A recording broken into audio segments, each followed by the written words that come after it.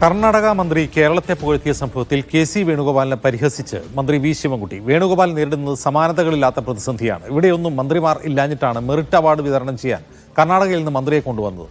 എന്നാൽ കർണാടക മന്ത്രി കൃഷ്ണഭൈരവ ഗൌഡ കേരളത്തിന്റെ വികസന പ്രവർത്തനങ്ങൾ എണ്ണി പറഞ്ഞു. മഹേഷിന്റെ പ്രതികാരം സിനിമയിലെ ഡയലോഗാണ് തനിക്ക് ഓർമ്മ വരുന്നതെന്നും ശിവൻകുട്ടി പറഞ്ഞു.